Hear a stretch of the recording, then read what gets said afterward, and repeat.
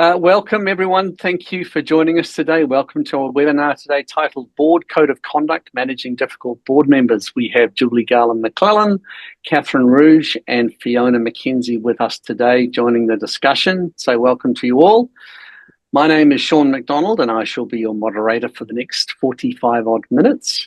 Firstly, as always, thank you so much for attending today. We always appreciate the effort you make to be here for our live events. We know time is precious.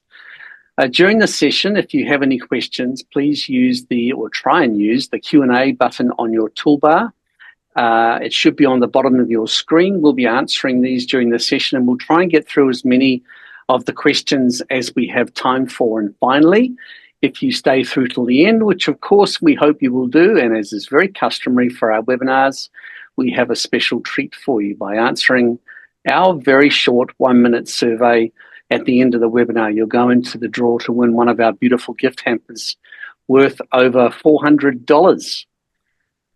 Now, for those not too familiar with Board Pro, we are a board software provider, sometimes called a board portal, and we serve just over 30,000 users across the globe in around about 34 different countries.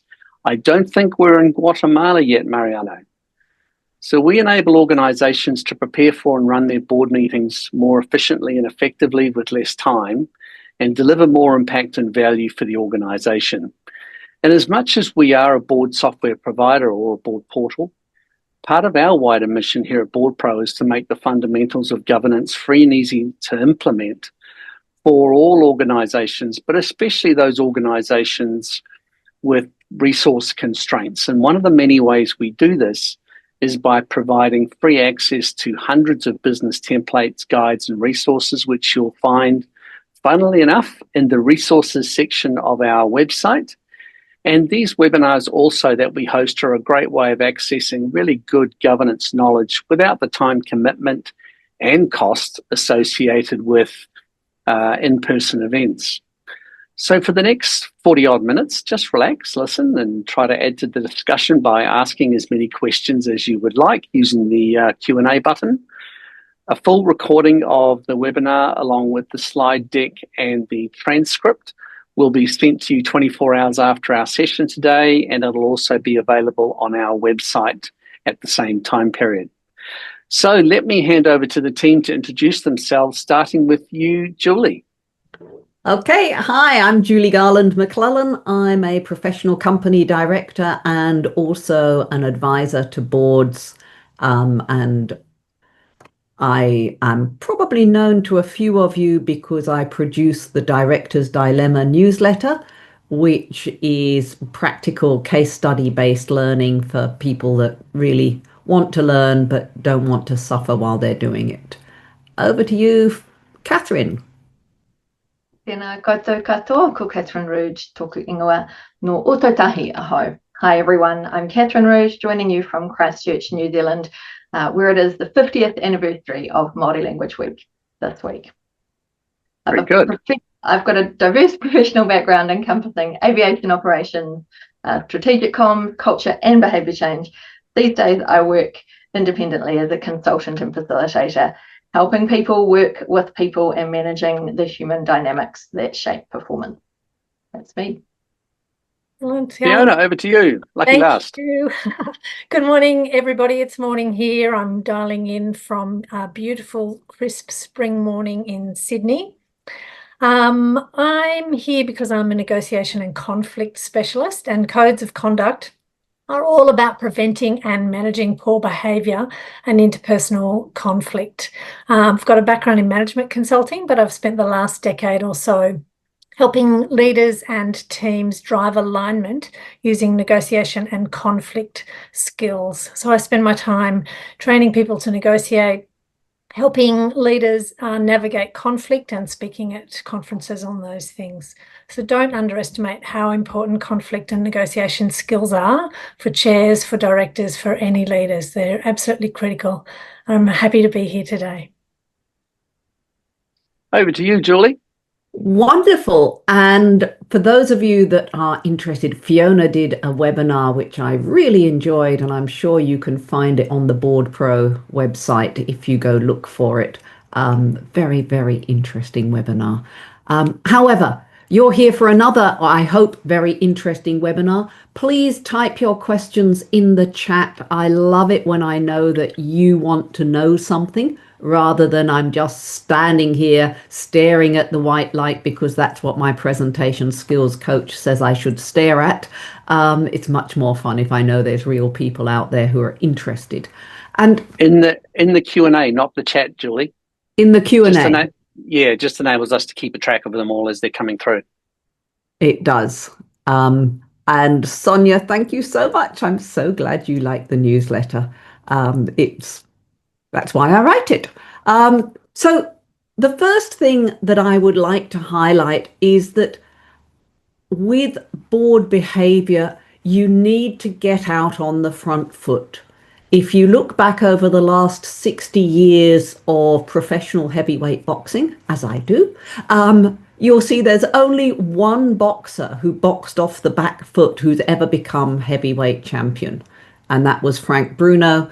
And Frank was just so big and so tough that he could get away with it. Everybody else had to get on the front foot. And if you get on the front foot, you can actually prevent problems before they occur, which is a much better way to approach things.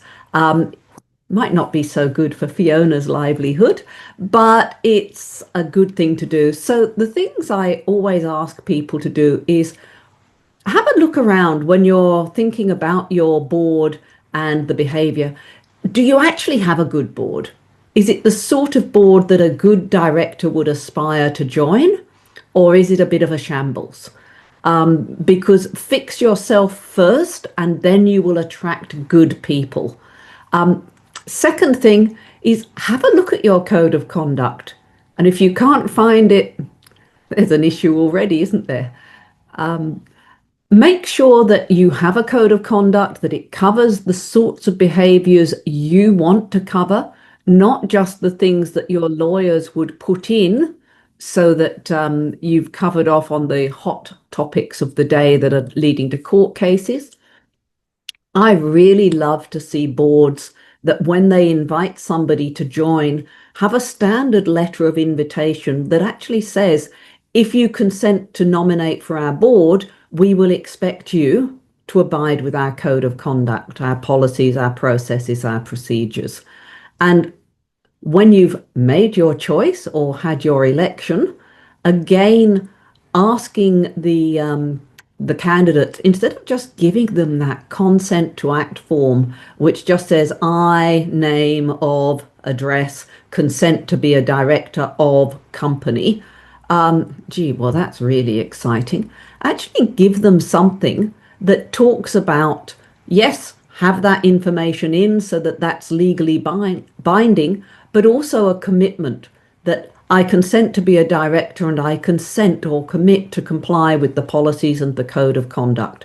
It's unenforceable, but human behavior being what it is, if you set the rules and people say they will comply, they're much more likely to comply.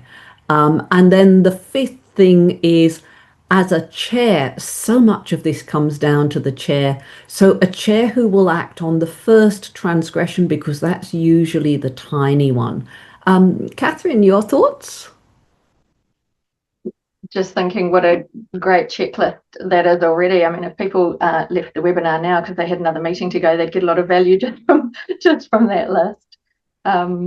Just with the code of conduct, I was just reflecting on how many boards I've been on that don't have their own code of conduct, but it's borrowed from perhaps the organisation that they're governing. And just a great reminder that boards do need their own behaviour code because they have a different job to do. Yeah. And important, so many of the codes of conduct that I see actually say everyone who's employed by the company. And they don't mention all the directors as well. So just making it inclusive. Fiona, any remarks? Yeah, thanks, Julie. I agree. It's a really great list. I kind of think about a code of conduct a bit like that thing that's in the back of the seat in front of you on an aeroplane. And the demonstration.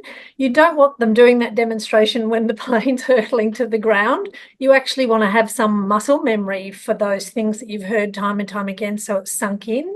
You want to be setting those norms when things are calm, not when you're in the middle of some sort of crisis.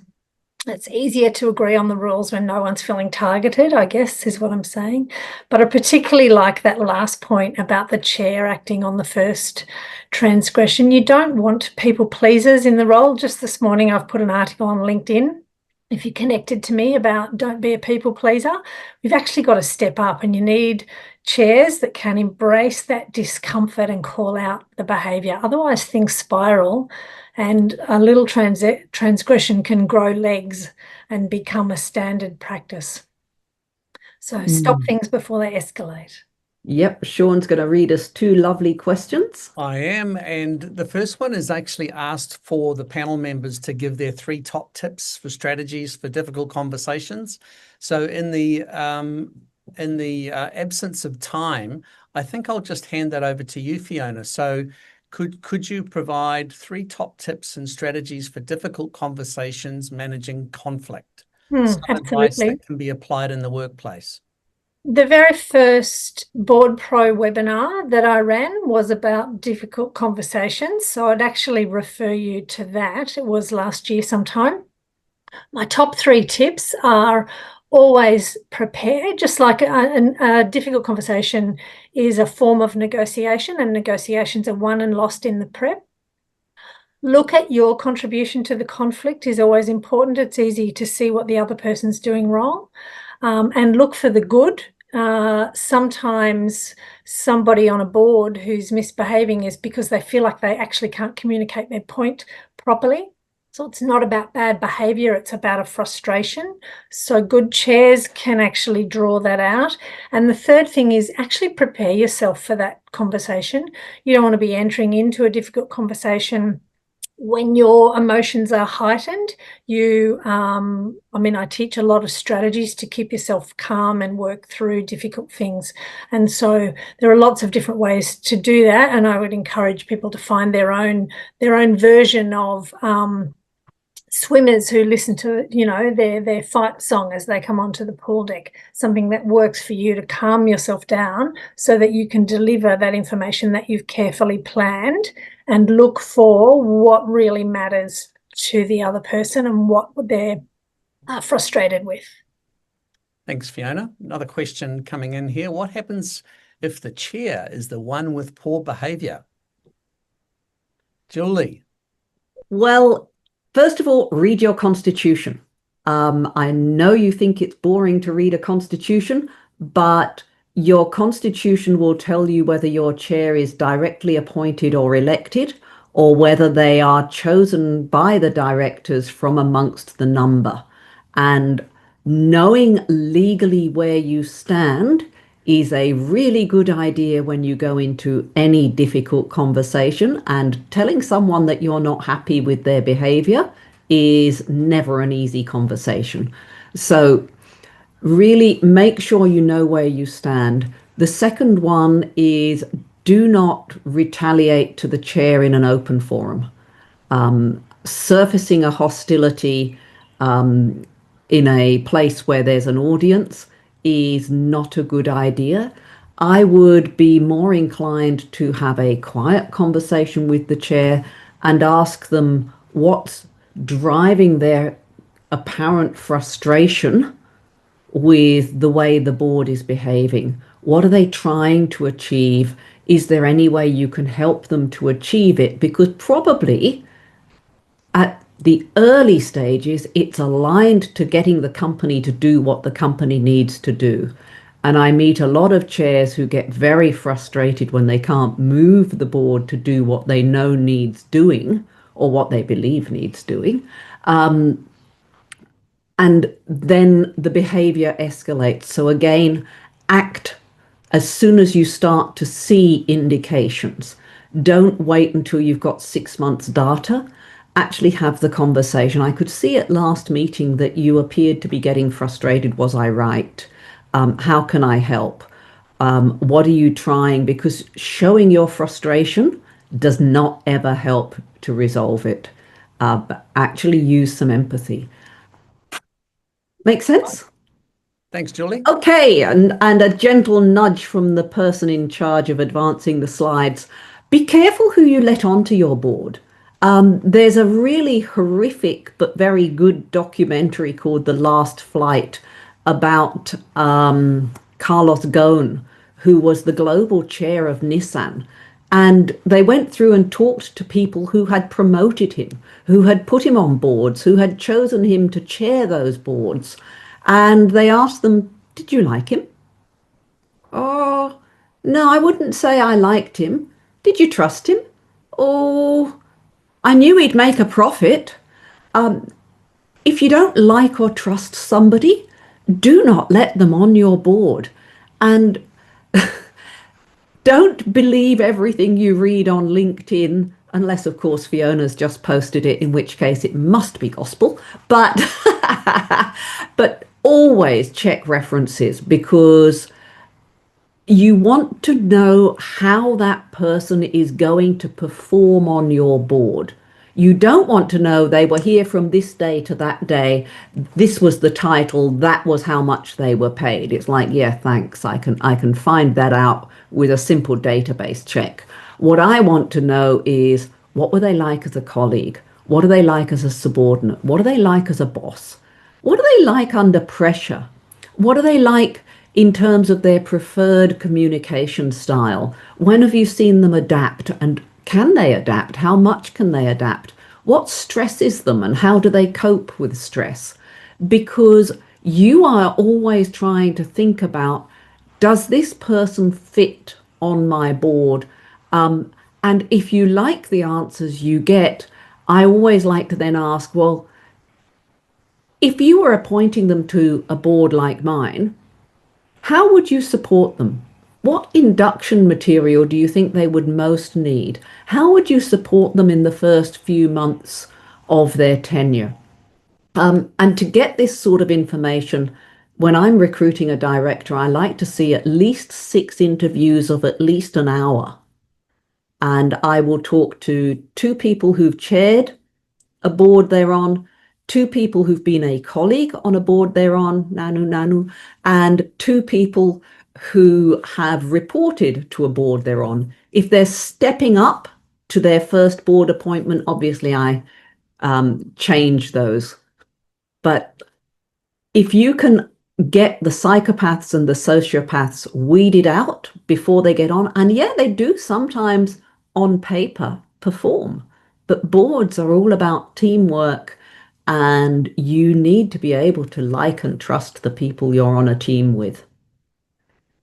Comments? Other panelists? Just with the reference checking, I think it's so important, as you mentioned, to get a broad cross-section in terms of authority. If, for example, you're only asking a chair, you can get somebody who has perhaps expresses antisocial behaviours and uses power inappropriately with their colleagues or people they perceive to be less than them, but might be very respectful and toe the line with somebody who has authority over them. So really good idea to get that cross-section. How do they relate to everyone in the governance spectrum? Yeah, and we've all seen people who can kiss upwards but kick downwards. Next slide, I think. Oh, can I just throw a comment in there? Yeah. I would add to that slide, don't invite narcissists. I've had a little bit of experience with this, and narcissists love being on boards because they treat it like their personal stage, and the rest of the board is their audience. And that can be really problematic, but they interview really well. There's an absolute charm offensive, very charismatic people, often narcissists, and they'll dodge accountability for anything that went wrong. In terms of the questions, I know a lot of people are really reluctant to answer a question as a referee, and so they will stick exactly to what you're asking. A question that I really love in references is there anything that you haven't told me that might be relevant? Which gives them the opportunity to say something outside of a scripted answer to a question. So I'd suggest that one. Mm. And again, if I'm just getting the scripted answers or I'm sorry, our policy doesn't allow me to give anything other than this basic info, then I've got to do a seventh interview. Um, I know there are legal liabilities and defamation and all of that good stuff, but you need information to keep these people off your boards. And yeah, narcissism has to be at a healthy level. So in terms of developing your code of conduct, my real clear advice is write it yourselves. Even if it's just a list of dot points and scruffy sentences that you then get someone else to tidy up. But the board should sit down and say, this is how we want to operate. If people feel that this is their document, their code, much more likely to comply with it. And when they find themselves stepping out of it, much more likely to apologize and step back in. Write it in your own language, the way your board and your company think. It's really obvious sometimes when you pick up a code of conduct that it's been written by a law firm, because its language is completely different to the language of other policies and documents. Or there'll be one paragraph in there about bullying and harassment that's tremendously legalistic and references the relevant acts and regulations, and the rest of it's all very practical. Write it using your own language. Treat it seriously. This is not a document to set and forget. Spend time reviewing it. At least once every second year, you should sit down as a board and go through it and say, is this clear? Is this what we want? How do we do this in practice? I'm a great believer in copying other people, especially when they do things you like. But copy their topics, copy the regulations and the rules. Don't copy the way in which you explain it in your code of conduct. And use stories. Tell stories and anecdotes so that people really understand what it is you want, and give examples of the behaviors so that people can clearly distinguish the difference. And I've been a little bit remiss in my homework because I mentioned when we were preparing this, there is an excellent document written by the New South Wales Audit Office about gifts, bribes, or just plain corruption. And it gives some stories of how people set about systematically undermining the ethics of individuals by giving them small things and bigger things, and giving people really concrete examples so that they understand why the small things are important really helps. And Isabel, I think this goes a long way to setting those expectations early and making sure if you're appointing somebody and you've got a bit of a question mark, that you have the conversation with them before they're appointed of, look, I know you're a bit of a go-getter. This is our code of conduct. How do you feel? How can I help you to comply? Get in early and get them to tell you how you can help them behave well. Comments? Yeah, thanks, Julie. I love that. I think code of conduct that I've seen that I really liked listed all the behaviours against the values. And so if you value respect, what behaviour would that look like? One at a time, one person speaking at a time, or whatever. I'd also say don't underestimate the value that a really good facilitator would bring to building your code of conduct, to really get into the nuance and the difference of different people's expression. And also, I really like the idea about stories and anecdotes. One of my favourite conflict authors is Amy Gallo, and she writes about the book is called Getting Along, and she's actually got an avatar for all the different types of difficult behaviours, the pessimist, the victim, the political operator, or whatever. So on a board code of conduct, you might have a story like the helpful saboteur, someone who means well, but they're kind of going over and over and interrupting. So I think those sorts of things are useful. Very much. We talked about listing the behaviours. Things that I find Unacceptable. Acting when there's a conflict of interest, particularly if nobody has mentioned it. Conflicts of interest should be declared early. If the person who has them doesn't declare them, somebody else should, and that's one of the more difficult ones. But just saying, oh, hey, hang on, didn't you used to work there? Or isn't that your wife's company? You can say these things without accusing them of anything wrong. There is nothing wrong with having a conflict of interest. It's only wrong if it's not properly declared and managed. Breaches of confidentiality. I know directors are supposed to be really passionate about their boards, but that doesn't mean they should tell people what's going on in them. You need to keep things quiet and confidential. And the first hint you get that somebody's speaking outside the boardroom and not in an authorized manner, you need to act. Social loafing. Those lovely people, they're normally really nice people, but they turn up to every meeting. They may or may not have read their board papers. You can never tell because they never say anything. They never ask a question. They just get carried along by the rest of the group. There's no room on a modern board for that. In the old days, when you had 25 people, maybe, but nowadays, when you've got a smaller number, you need everyone working.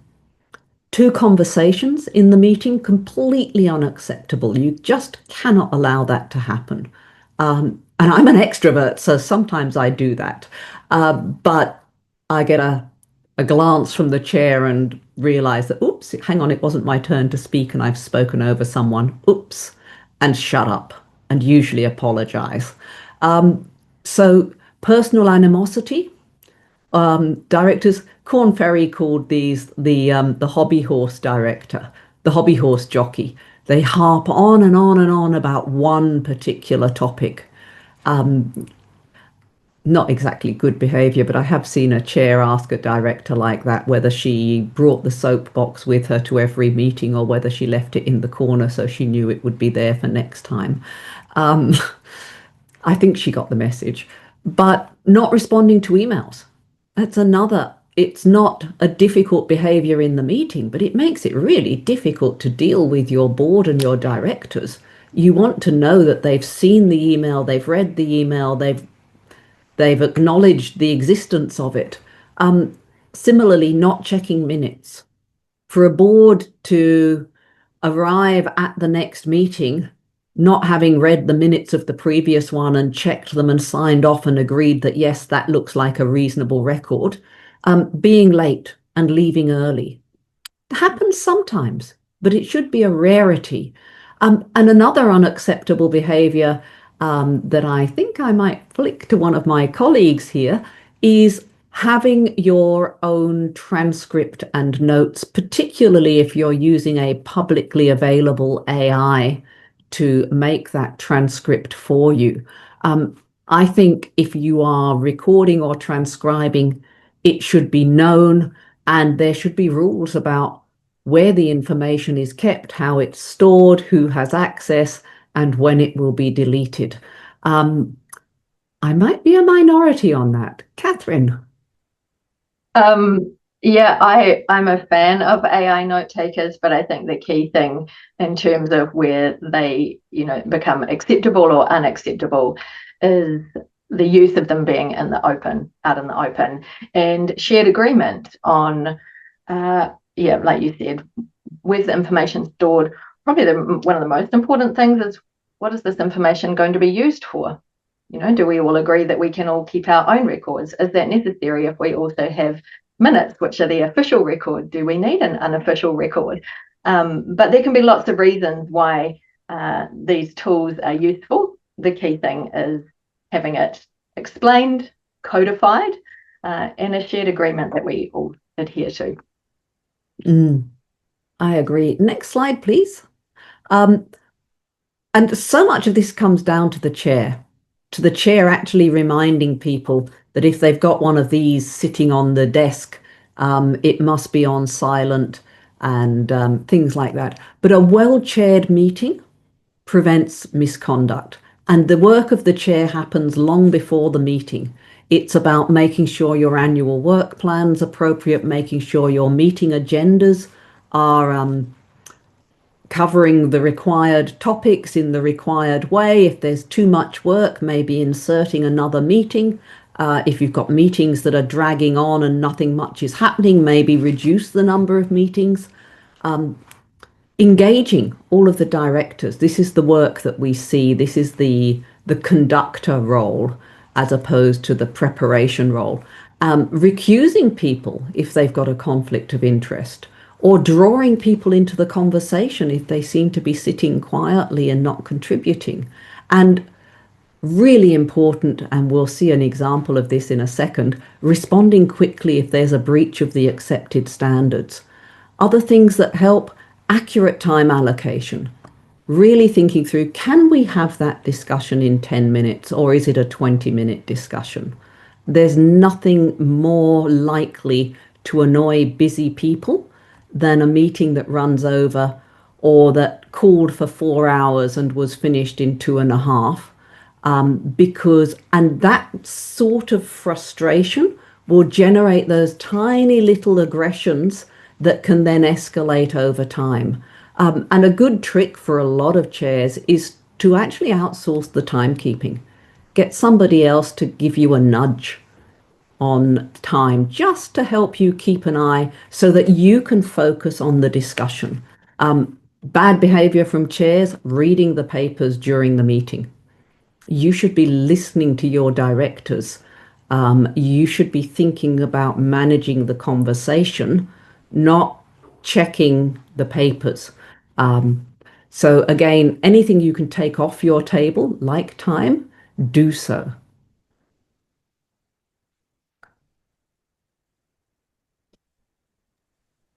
Do you want me to play the Can video, you- Julie? Yeah, let's play the video. Let's have a look at a bad meeting, bad chairing, bad behavior. Can you see that video okay? Yes. Here we go. I do believe. Can you just shut up when I'm talking? I beg Okay. your pardon, Councillor. When I'm talking, this is my time, not your time. When I talk, you shut up, okay?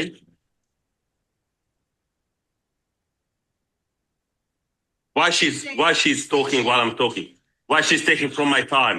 You just keep your mouth shut when I'm talking. I never, ever spoke when you were talking or having a time. Councillor. You show respect. It's probably plenty, isn't it? I think that's plenty. Maybe can we just leave the picture on so that we can talk about, is it clear who is chairing this meeting? Because it's actually the lady in the middle facing us as we look at the video. This behavior continues and explodes and becomes really quite unacceptable. The chair's doing nothing. Did anybody notice any of the councillors? This is a council, not a board, which is why it's publicly available live stream video. But did anybody notice any of the councillors flinch when the person first started behaving, the male person first started behaving aggressively towards the female one? It seems like this is normal behavior for this board. They don't respond, they don't react. The chair is doing nothing. If a director stands up, that is really quite extreme. That is threatening, overbearing behavior, admittedly in response to other threatening and overbearing behavior. But the interesting thing is that at early stages, both of them are calling point of order. That's a clear invitation for the chair to step in and do something. And this altercation continues until they are actually screaming at each other. Quite difficult to watch if you're fond of good meeting process and procedure. But a chair who acts decisively, the strategic coffee break, the let's recuse ourselves, or I'm sorry, somebody did have a second conversation going, start your time again. You don't have to be aggressive if you act early. It's a really quite horrific video. I posted it on LinkedIn when it first came out, so those of you that are interested can dig back and watch the whole thing. But these are some of the examples of inactive chairing and also inappropriate behavior. The rest of the board are just sitting there quietly letting it happen. Very, very poor.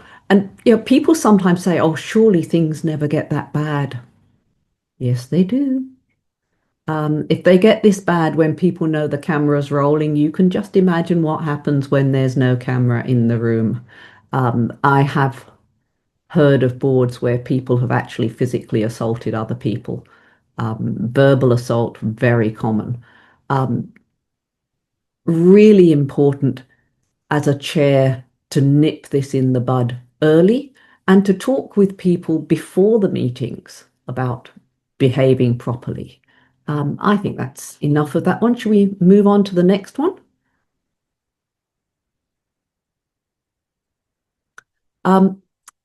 Make sure that your documentation supports the behaviors you want. We've already talked about your code of conduct. Make sure that your agendas are realistic, that they don't ask too much of the board, that they don't suggest a 5-minute discussion of a 30-minute topic. If you need longer, give them longer. That discussions are supported by good papers, and that your minutes are really clear in recording not just the decisions, but also any conflicts of interest and how they were managed, and the key points from the discussion. You don't want to descend into a he said, she said, especially when you've got behaviours like the ones we've just witnessed, but get those key points down so that when you look back in the future, you can at least understand why the decision was made, and you don't open the door for people asking their colleagues, what were you smoking when you agreed to that? Which could happen. I think that's pretty much all I had to say. So we might head on to the questions again. That sound like That's a great idea. We've got lots. many questions to get through, so let's see how many we can track through. So first one here, we're in no particular order. Any advice for people whose conflict style naturally fits into the Thomas Kilmann avoiding type? Yeah, I can speak to that. Okay. I think I like Thomas Kilmann. So if you're not familiar with it, it's like a 2x2 matrix, and you've got how much I should do it this way on the screen. I don't know how much the outcome matters to you and how much the relationship matters to you. And avoid is the sort of bottom left-hand corner. There are times when avoiding conflict is absolutely the right thing to do. Even in that video that we saw, I think I might have left the room if I wasn't the chair. The chair needed to make other decisions. Some people are naturally avoidant, and there are lots of situations in life where you actually need to be collaborative or competitive or accommodating or whatever the other one is. There's 5. So avoiding has its role, but and we all have reflex styles. People who are avoidant actually need to learn skills to move outside of that. Another question, and this one from a primary school. It's difficult to monitor when board members have read the agenda in the minutes. Do you have suggestions how to encourage members to read the documents? I would first of all put in the code of conduct that directors should come to meetings thoroughly prepared, having read the documentation. And the other thing I would do is absolutely resist any attempt to have people read documents or summarize documents verbally in the meeting because people have not read them. If you know that when you go into that board meeting, you might get, okay, well, here's the paper. There were these 3 big themes running through it. Now over to you, Catherine, for the first comment. You're going to read that paper before you get in the room. You're not going to be sitting there more than once saying, oh, sorry, I didn't read it very thoroughly. Maybe someone else could make the first comment. You need to lift your board up to the professional level.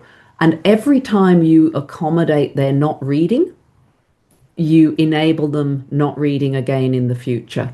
As chair, behind the scenes coming back saying, you were less active than usual. Was there an issue? Did you get the papers late? Have you been too busy?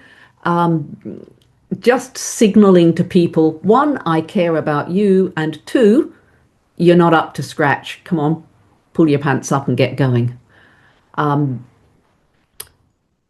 Question from Rebecca. How do you manage conflict of interest? This is an interesting one. When a member of the governance body is also responsible for management of the same.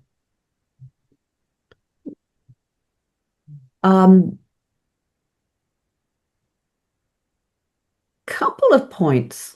First of all, when you're on a board, you are all responsible for declaring and managing your conflicts of interest.